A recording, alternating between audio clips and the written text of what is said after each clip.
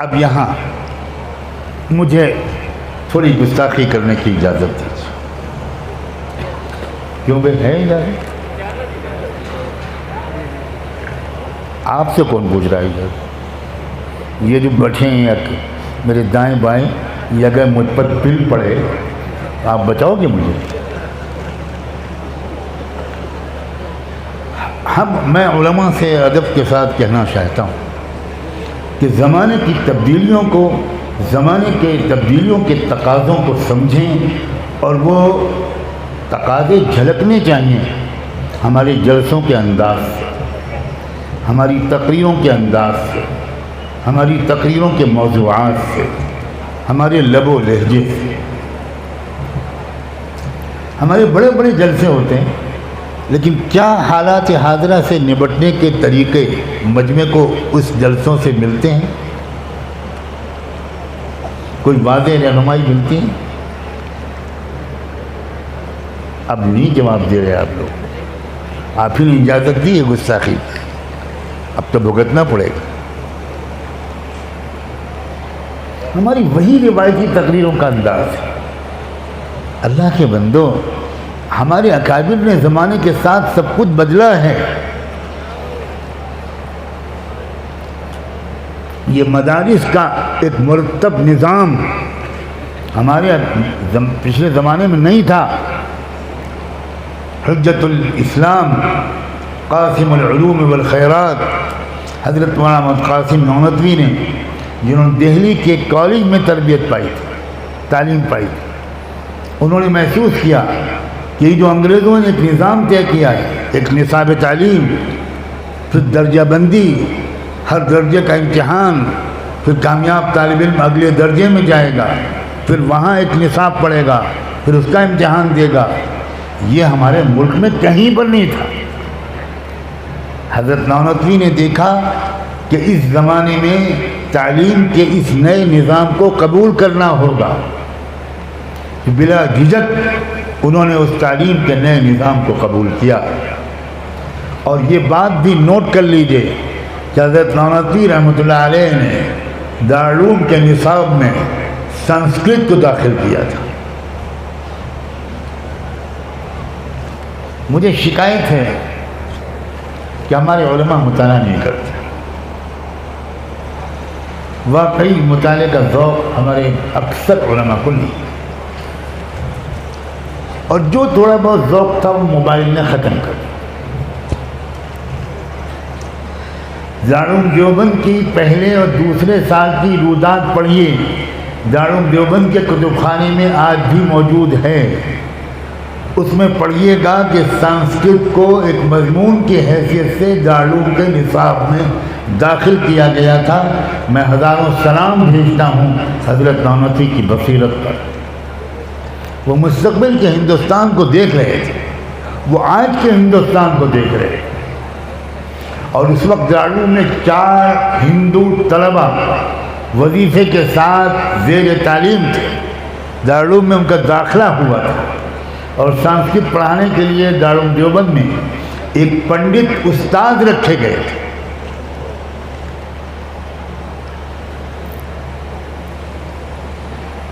پھر ایک وقت آیا کہ علامہ انور شاہ کشمیری رحمۃ اللہ علیہ نے ایک تجویز پیش کی شورا میں کہ علوم عصریہ میں سائنس اور علوم طبعیہ کو پڑھایا جائے. اس کے بغیر اس دور میں اسلام کی حفاظت اور نوجوان نسل کی حفاظت نہیں کی جا سکتی. چنانچہ مصر سے کتابیں منگوائی گئیں اور مصر کی کتابوں کو جو سائنس یعنی علوم طبعیہ کی تھیں وہ دارالعلوم کے نصاب میں داخل کیا گیا. ہر دور کے تقاضے، یہی میں نے کہا تھا، رہنمائی دینا یہ علماء کی ذمہ داری ہے. جو ذمہ داری پہلے نبیوں کی ہوا کرتی تھی وہ علماء پر پڑی.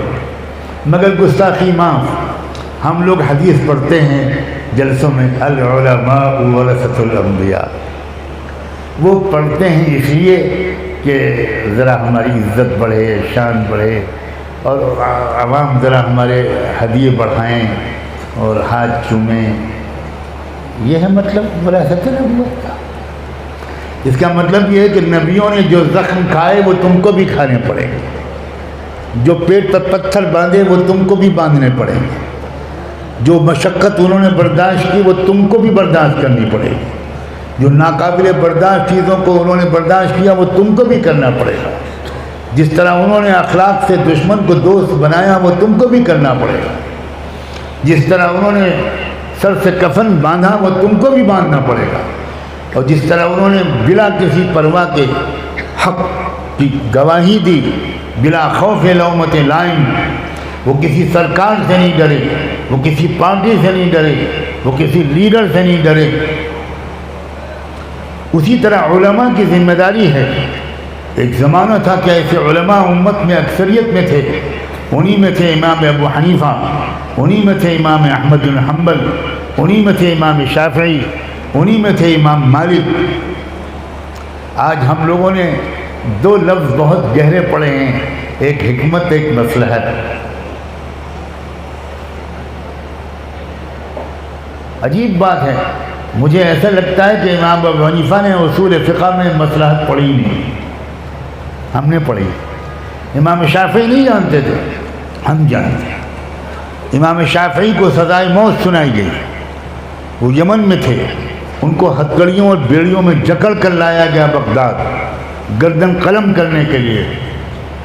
جب دربار میں لائے گئے اور جلاد تیار ہوا، امام محمد کو خبر ملی تو امام محمد تیز رفتاری سے چادر کو گھسیٹتے ہوئے دوڑتے ہوئے پہنچے، ہانپتے ہوئے دربار میں کود کر چڑھ گئے اور دیکھا کہ امام شافعی ہاتھ پیر بندھے ہوئے کھڑے ہیں اور قریب ہے کہ حکم ہو اور جلاد ان کی گردن مار دیں۔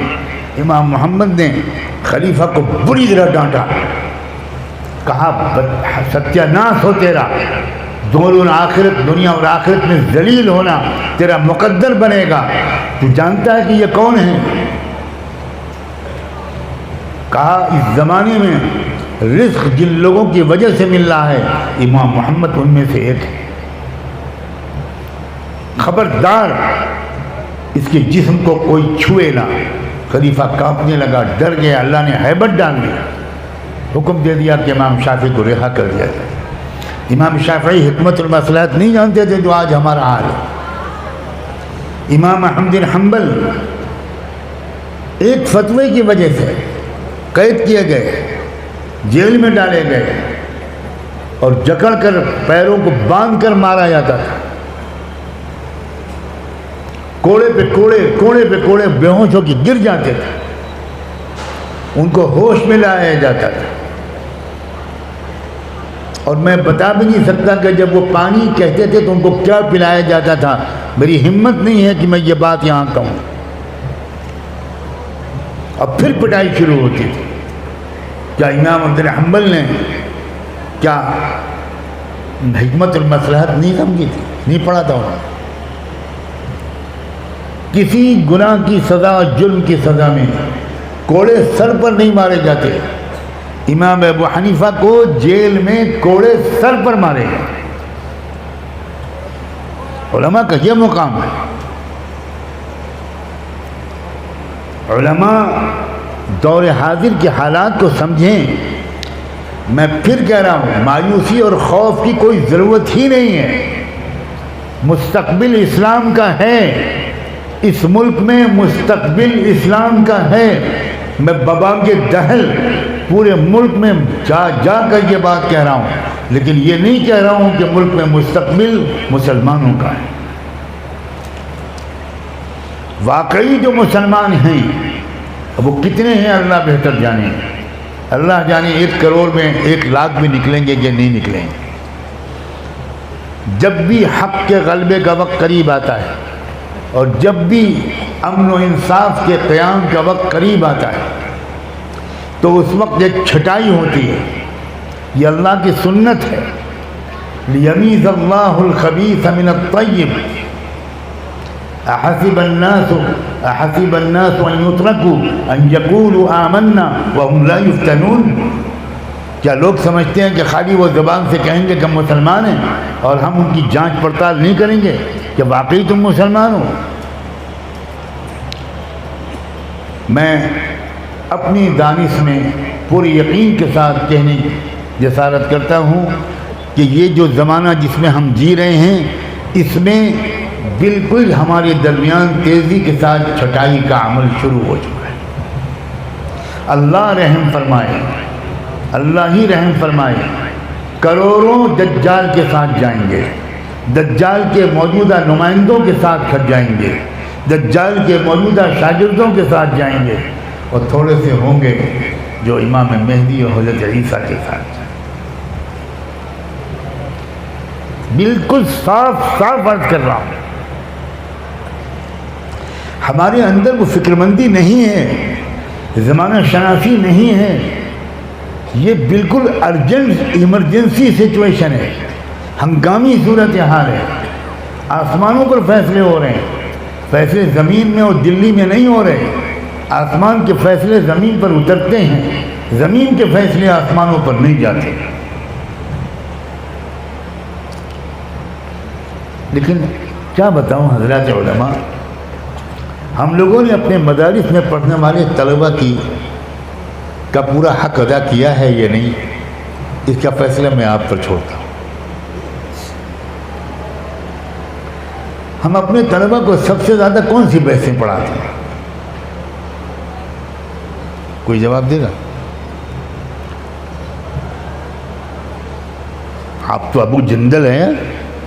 ابو جندل کتنے بہادر صحابی تھے۔ یا تو نام واپس لے لوں گا میں آپ سے، یا میں جواب لوں گا۔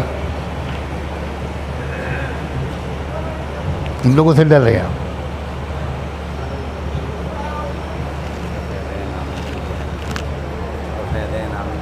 یہ دیکھیے، میں نہیں کہہ رہا ہوں، آپ کے علاقے کے بڑے زبردست عالم مفتی ابو جندل کہہ رہے ہیں۔ نور العزا سے اور بخاری تک، ترمذی تک، ہدایہ تک، کلتین، بیر بضع، رفع یدین، طور متخلل بین الدمین، یہ بحثیں ہیں۔ ہم اسی میں سارا زور لگا لیتے ہیں۔ کتاب الاخلاق، کتاب الرقاق، کتاب الزہد، کتاب الجہاد، کتاب الفتن، کس طرح ہم آخر میں دورے کے طور پر پڑھاتے ہیں۔ اسی لیے ہم اس زمانے کو پہچان نہیں یہ لوگ، ورنہ صلاۃ والسلام ہو رحمت دو عالم صلی اللہ علیہ وآلہ وسلم پر، وہ ہر زمانے کی پہچانیں بتا گئے، ہر زمانے کی علامتیں بتا گئے۔ ان احادیث کی روشنی میں، سورہ کہف اور سورہ بنو اسرائیل کی روشنی میں، موجودہ زمانے کو سمجھنا بالکل آسان ہے، لیکن کاش کہ ہم نے قرآن کو زندہ کتاب کی حیثیت سے پڑھا ہوتا، اور کاش کہ ہم نے فقہی مسائل کو اتنی ہی اہمیت دی ہوتی جتنی کہ وہ حقدار ہیں، اور کتاب الفتن کو تفصیل سے پڑھایا ہو۔ حضرت مولانا الیاس رحمۃ اللہ علیہ نے علماء کے لیے جو نصاب رکھا تھا، جو وہ خود پڑھاتے تھے، مجھے بتایا خود حضرت مولانا عبید اللہ بلیاوی رحمۃ اللہ علیہ نے، اور حضرت مولانا سعید احمد خان مہاجر مدنی رحمۃ اللہ علیہ نے، کہ حضرت مولانا الیاس رحمۃ اللہ علیہ البدایہ والنہایہ پڑھاتے تھے۔ پوری البدایہ 12 جلدوں میں ہے، البدایہ والنہایہ پڑھاتے تھے۔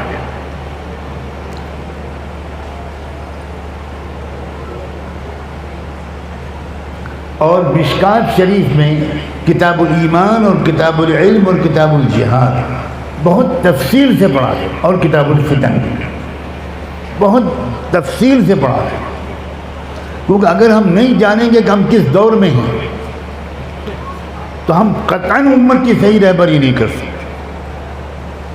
ہم خود حیران و پریشان رہیں، ہم خود شک اور وسوسوں میں مبتلا رہیں۔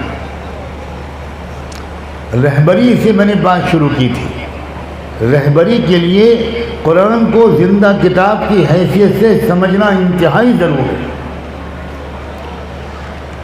علامہ اقبال کے والد عجیب انسان تھے، عجیب غریب تھے۔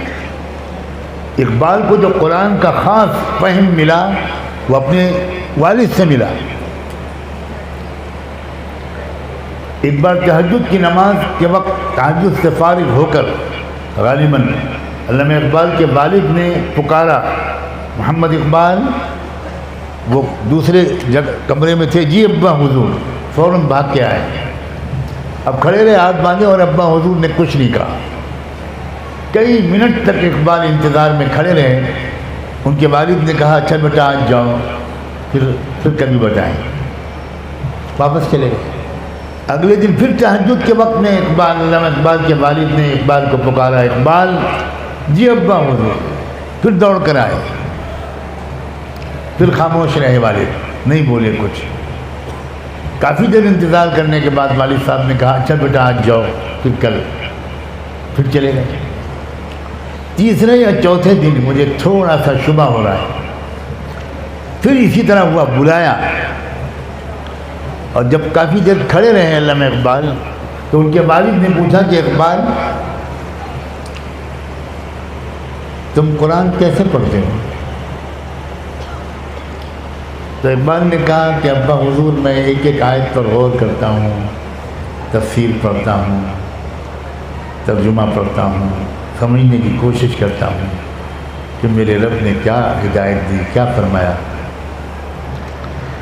کہنے لگے اقبال سنو, 3 دن سے میں تم کو بلا رہا تھا, ایک بات کہنا چاہتا تھا, پھر تذبذب پیدا ہو جاتا تھا.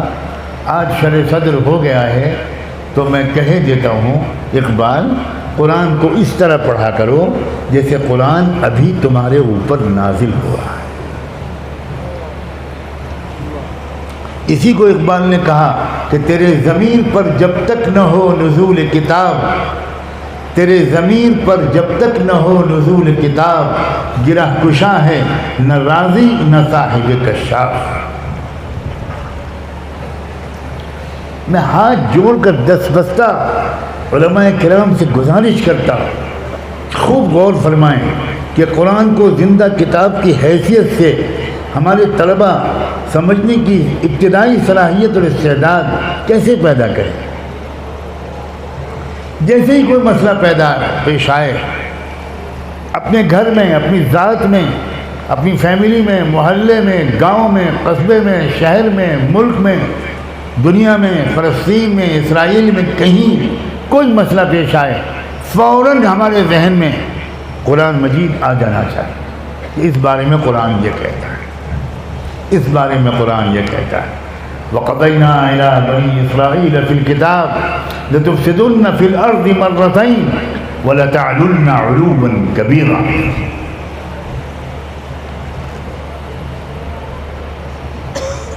اس وقت کیا ہونے والا ہے یہاں اور وہاں, یہاں کے بارے میں نے اشارہ کیا, پتہ نہیں آپ میں سے کتنے حضرات نے غور سے سمجھا. یہاں اللہ ہی رحم فرمائے وَإِن تَتَوَلَّوْا يَسْتَبْدِلْ قَوْمًا غَيْرَكُمْ ثُمَّ لَا يَكُونُوا أَمْثَالَكُمْ. اس کے خطرے کم سے کم مجھ نابینا کو نظر آ رہے ہیں کہ مسلمان تو ادھر چلے جائیں گے اور کروڑوں غیر مسلم اسلام لے آئیں گے. یہ ہے وقت. ہم نے اب بھی ہوش کے ناخن نہ لیے تو یہ کیا ہو رہا ہے, یہ یوں ہی ہو رہا ہے. ہزاروں لاکھوں مرتد ہو چکے مسلمان, نوجوان لڑکے اور لڑکیاں. کیا آپ کے علم میں ہے کہ ایک عالمہ لڑکی حافظہ قرآن مرتد ہوئی اور اس نے مندر کے باہر نکل کر میڈیا سے کہا کہ میں نے سنکلپ لیا ہے فلاں بھگوان کے سامنے